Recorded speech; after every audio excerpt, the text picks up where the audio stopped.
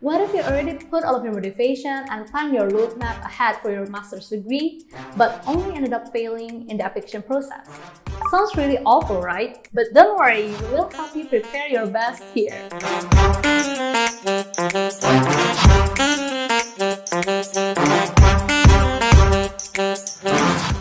Hi guys, it's me Angel from All In, and today we're going to share more about the master's program application. In another video, we have broken down the first phase, which is making sure that your motivation, goals, vision, and mission are clear. Defining your aim in the first phase is a must, so that you could focus on shortlisting universities which fit you. Now, let's say that you already have that motivation, clear goals, a visible roadmap, and a university list. Then, what's next? Of course, the application. Let's dive deep in the second phase of a master's degree application. Phase 2. Master's Program Application Process. It is very important for you to pay attention to these things, such as fitting your profile, checking up on your finances, taking the required tests, letters of recommendation, and the most crucial, essays and personal statement. There are 5 steps to prepare your application. Let's start with the first one. Strategize your application. You need to convince the admission board that you have aligned vision and goals with the university. But it still doesn't mean that you will get accepted. Make a strategy based on these 3 things to convince the admission officers. First, align your goals.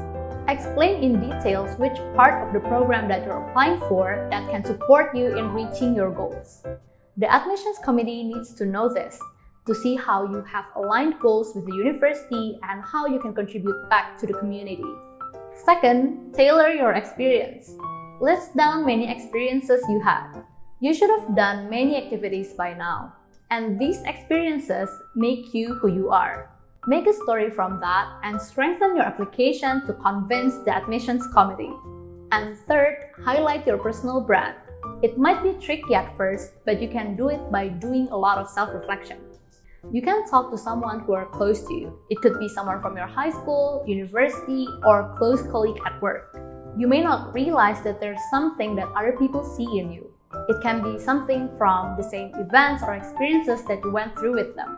Your personal brand might be the missing ingredient that you need to stand out.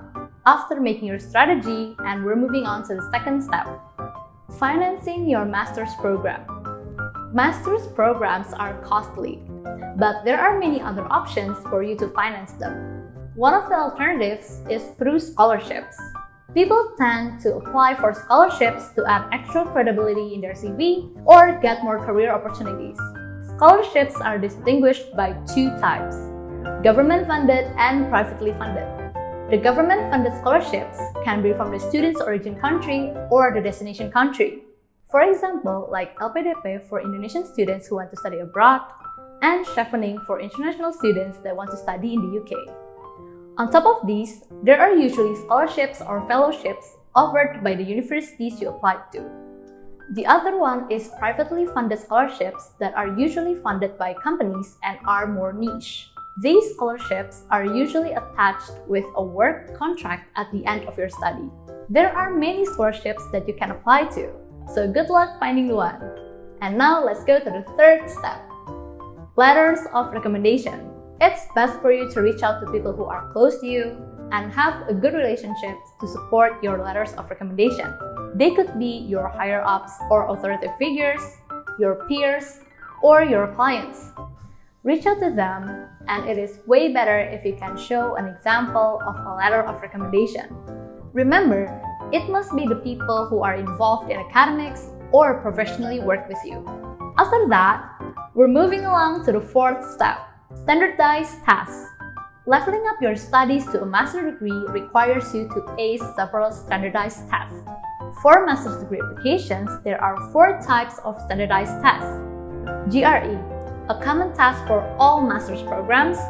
GMAT, which is similar to GRE but for MBA applicants.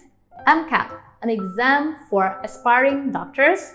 And LSAT, an exam for aspiring lawyers. For international students, some universities may require you to take English proficiency tests such as TOEFL or IELTS. So, make sure you check the requirements of the program. And now let's roll on to the final step. Personal statements. This is the most important part, and applicants often find themselves struggling, then underperforming. Personal statements, which is an essay, is the key to reassure the admissions committee. This step is also a chance for you to prove your confidence to pursuing a master's degree. To ace that, you must dig deeper into things such as the reason you choose the program, the way that the program will help you, your academic interests, and your career objectives. You may be wondering what you should think to get convincing answers. We have some tips to make your thinking process easier. First, you have to be personal. Elaborate your choice with your reason in a personal way. It could be an event in your life, your passion, or a person that contributed to your life. Then, make a connection on why you want to study for a master's degree and how you're going to contribute back based on your cause. Next, be specific. Share the details of your past projects. State that you can solve problems and tackle challenges. Tell your previous struggles in succeeding your past projects.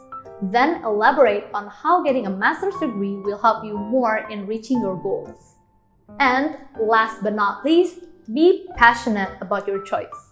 Universities are looking for students who have detailed goals. Show that you have all the commitment and are ready to finish your study. Remember, be personal, more specific, and highly passionate. Sounds like a really long journey, right? Don't worry, by going through these steps means that you are already in the process of leveling up. Take this chance to get to know yourself better, which will benefit you both in your university experience and throughout your life. Keep that mindset so that you won't be burdened by all of this process. Remember to do steps such as making your strategy, financing your programs, requesting letters of recommendations, getting ready for the tests, and working on your personal statements. Put your best effort here and push your limits. If you need support and guidance, we're here to help you. Go to our website by clicking the link in the description box below and find the Graduates Admissions Mentoring Program. All-in is here at your service. Thank you for watching. Please like, share, and subscribe to watch more videos on university admission preparation like this. Stay tuned for other interesting and insightful videos. Bye-bye!